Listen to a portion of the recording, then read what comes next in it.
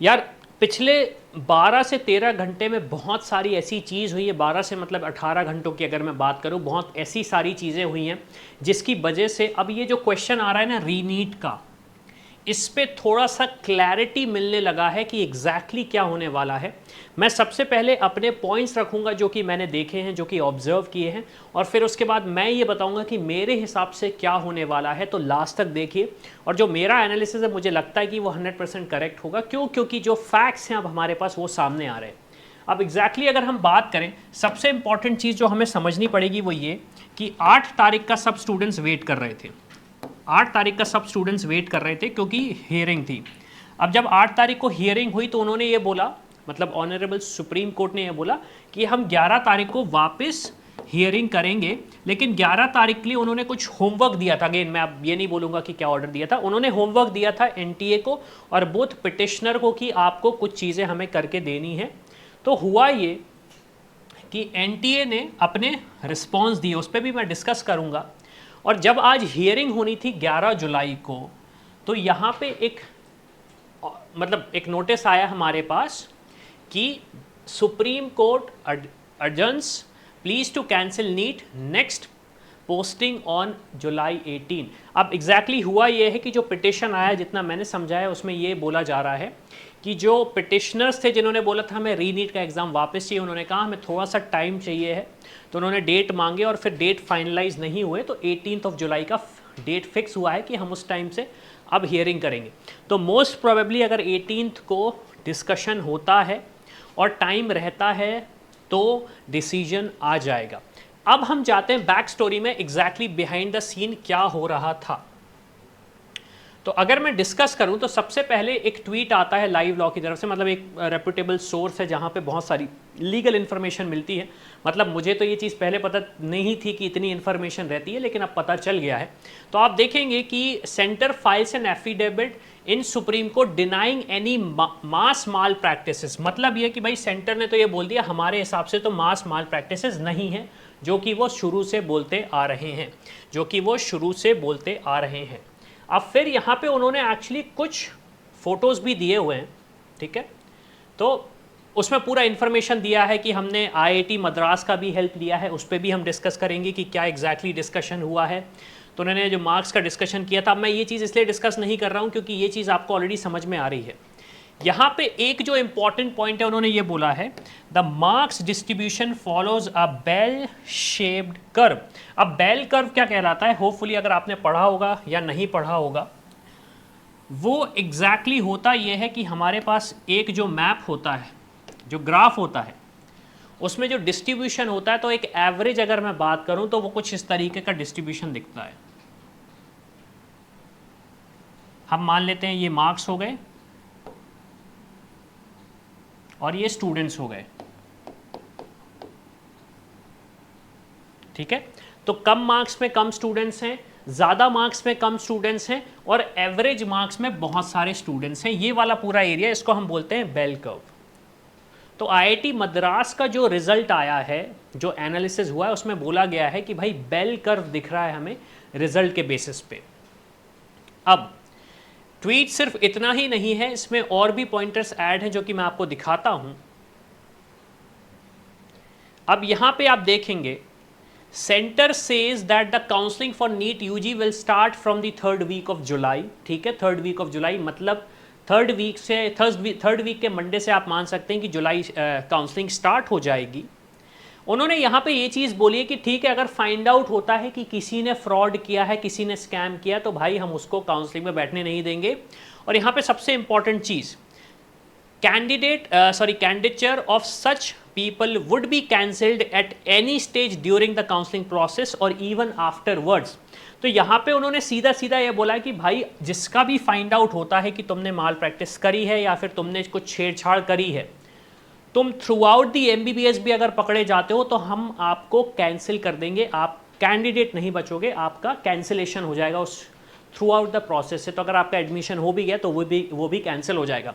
तो इस पॉइंट से एग्जैक्टली क्या हुआ, एक स्ट्रॉन्ग पॉइंट जो ओपिनियन मांगा गया था कि भाई गवर्नमेंट क्या करना चाह रही, क्या प्रैक्टिस लेना चाह रही, तो गवर्नमेंट ने एक स्टैंड दिया है कि ठीक है भाई, अगर कोई स्लिप हो जाता है, इसको एक टर्म बोला जाता है स्लिप थ्रू क्रैक्स, मतलब ऐसे से जो क्रैक्स हैं उनके नीचे से कोई चला गया, मतलब बच के चला गया, और फिर फाइंड आउट होता है कि यार अरे आपने तो चीटिंग करी थी, तो वो क्या बोलेंगे कि बेटा बाय बाय, अब आप स्टूडेंट नहीं हो, अब आप डॉक्टर नहीं बन सकते, चाहे वो लास्ट दिन क्यों ना हो उसका MBBS का। यहाँ पे उन्होंने ये चीज़ बोली है।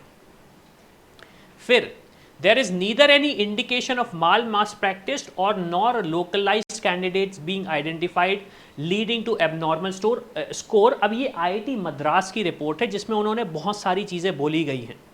अब इस पे हम डिस्कशन नहीं करेंगे, हमें जो डिस्कशन करना है मेजरली वो ये करना है कि एग्जैक्टली क्या हुआ। तो आप देख सकते हो राजस्थान स्टेट में मैक्सिमम डिफरेंस आया है नंबर ऑफ टॉपर्स का, तो ये पूरा का पूरा रिपोर्ट दिया गया है, आप जाके रीट्वीट को देख सकते हो, ट्वीट को देख सकते हो और आपको सारा एनालिसिस से समझ में आ जाएगा।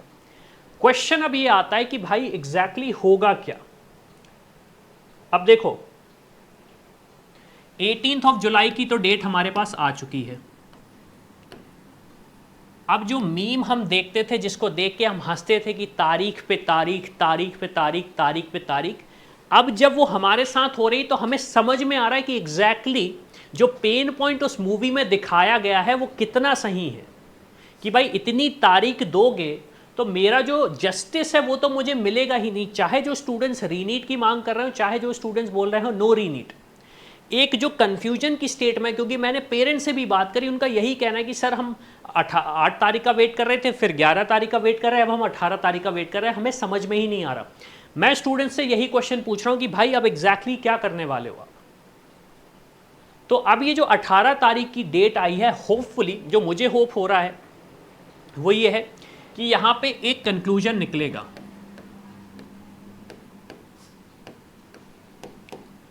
और वो कंक्लूजन निकलने के कारण ये है कि इस एक डिसीजन से ऑलमोस्ट 11 लाख स्टूडेंट्स की लाइफ अफेक्ट होगी। मैं उनकी बात ही नहीं कर रहा हूँ जो स्टूडेंट्स क्वालिफाइड नहीं है, मैं उनकी बात कर रहा हूँ जो स्टूडेंट्स क्वालिफाइड है। और NTA ने जो अपनी रिपोर्ट दी उसमें बोला है कि भाई हमने जो डेटा एनालाइज किया है वो हमने लगभग 1,40,000 स्टूडेंट्स का एनालाइज किया है, क्योंकि लगभग इतनी ही सीट्स हैं ऑल ओवर इंडिया में, रिस्पेक्टिव ऑफ कौन सा कोर्स कर रहे हो, MBBS कर रहे हो, BDS कर रहे हो या फिर आयुष कोर्सेज आप कर रहे हो।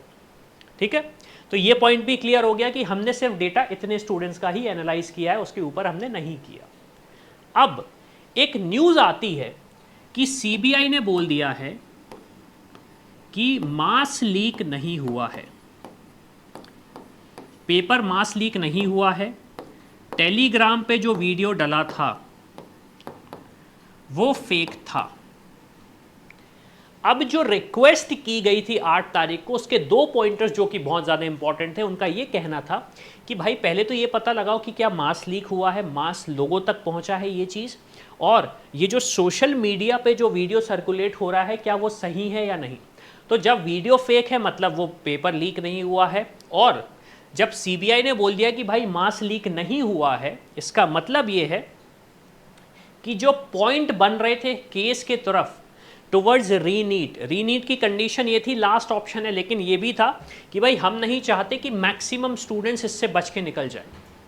तो उन्होंने ये बोल दिया कि मास लीक नहीं है, ये जो लीक हुआ है ये लोकल लेवल पे हुआ है, किसी एक सिंगल सेंटर पे, अफेक्टेड सेंटर पे हुआ है। इसकी न्यूज़ भी, एग्जैक्ट न्यूज़ देखना है तो ऑब्वियसली बात जाके गूगल पे आप जाके सर्च कर सकते हो, लेकिन जो एनालिसिस मैंने देखा है वो उसको समझा रहा हूँ मैं।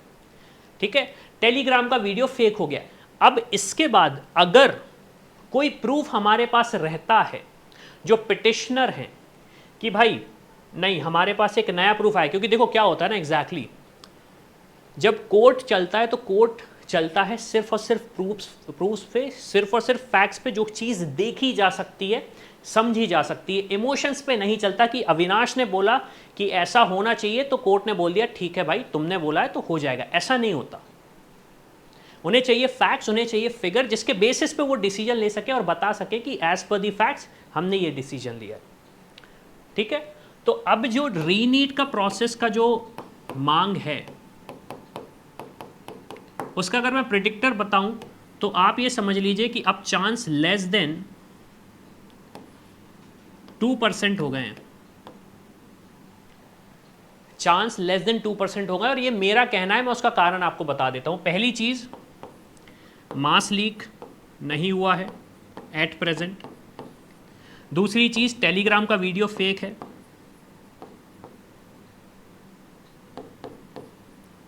ठीक है, टेलीग्राम का वीडियो फेक है, ये तो सीबीआई ने बोला। दूसरी चीज फिर जो आईआईटी मद्रास से आया हमारे पास, उसमें पहला जो डेटा एनालिसिस हुआ है उसमें कोई एबनॉर्मेलिटी नहीं दिखी। एनॉमली, जो मैंने पिछले वीडियो में बोला था कि एक एनॉमली शब्द होता है, मतलब इर्रेगुलर चीज जिसको हमने कभी सोचा नहीं था वो हमारे साथ हो गई, वो वहां पे नहीं दिख रही। Again data analysis IIT Madras से हुआ है। किस डेटा से हुआ है ये चीज़ एनटी और आईआईटी मद्रास के बीच में है, इसकी इन्फॉर्मेशन मुझे नहीं, तो जो रिपोर्ट आ रही है मैं उसको वैलिड मानता हूं कि भाई कोई भी जो डेटा एनालिसिस हुआ है उस पर कोई एनॉमली नहीं आई। फिर तीसरी चीज़ एनटीए ने क्या बोला है, एनटीए और गवर्नमेंट की बात मैं करूंगा। पहला चीज़ तो उन्होंने बोला है कि हम काउंसलिंग प्रोसेस को स्टार्ट कर देंगे 3rd वीक से, क्योंकि देखो अब 3rd वीक से करना इसलिए भी ज़रूरी है क्योंकि बहुत ज़्यादा डिले हो चुका है। हमारा 5 मई को एग्ज़ाम था, ठीक है, फिर 4 को रिज़ल्ट आया और आज हमारी डेट हो चुकी है 11 जुलाई, और इस ड्यूरेशन तक स्टूडेंट अभी भी क्लियर नहीं है कि इस साल मैं डॉक्टर बनूंगा तो किस कॉलेज में जा सकता हूं, मुझे प्रोसेस क्या करना है। अभी तक ये चीज़ क्लैरिटी नहीं है। बहुत ज़्यादा टेक्निकली अगर मैं बोलूँ तो बहुत ज़्यादा डिले हो चुका है, बहुत सारे स्टूडेंट्स अफेक्ट हो रहे हैं, है ना। तो 3rd वीक ऑफ जुलाई का उन्होंने बोल दिया है। फिर उन्होंने ये चीज़ बोली है कि भाई हम बैन कर देंगे उस स्टूडेंट को थ्रू आउट द प्रोसेस। मतलब ये उनकी तरफ से है कि ठीक है आपने कहा पेपर लीक है, हम फाइंड आउट करते हैं, अगर मिल भी जाता है आगे जाके 4.5-5 साल आगे कितने भी टाइम पे अगर वो मिल जाता है हम उस स्टूडेंट को बैन कर देंगे। और तीसरी चीज़ उन्होंने बोला है कि भाई there is no mass leak. अब ये चीज़ तो मास लीक का जो प्रूफ है ये तो सीबीआई ने दिया है ना। तो इसी बेसिस पे जो मैं बोल रहा हूँ कि रीनीट होने के चांसेस अब 2% से कम हो चुके हैं। रीनीट होने के चांसेस 2% से कम हो चुके हैं। अब एग्जैक्टली होने ये वाला है कि जो स्टूडेंट्स को ग्रेस मार्क्स मिले थे उसके बाद जो रीनीट हुआ उन स्टूडेंट्स के लिए, उसके बाद जो न्यू रैंक आई उसके बेसिस पे कॉलेज अलॉटमेंट होगा, उसके बेसिस पे कॉलेज अलॉटमेंट होगा या फिर काउंसलिंग होगी।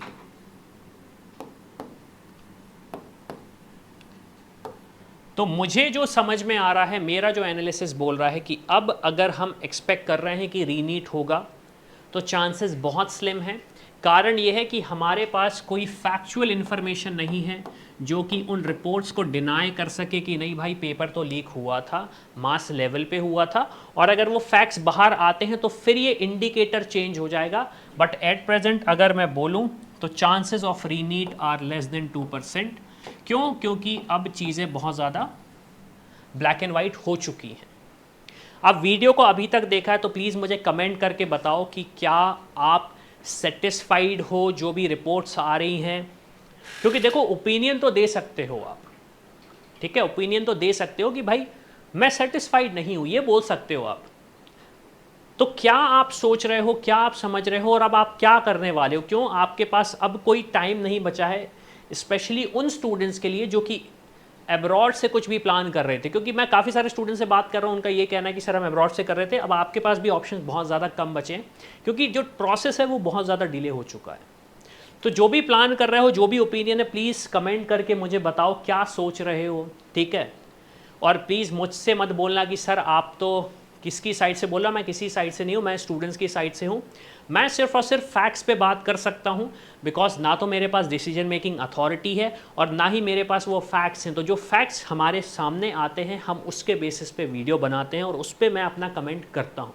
ये मेरा सिर्फ और सिर्फ एक ओपिनियन था।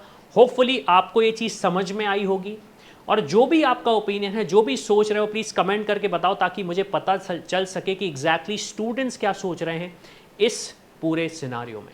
तो इसी के साथ मैं हूं अविनाश, मेरा काम है रास्ता दिखाना, उस पे चल के डॉक्टर बनना आपका। I hope you like this video. For more such videos, keep watching our channel and do not forget to like, share and subscribe.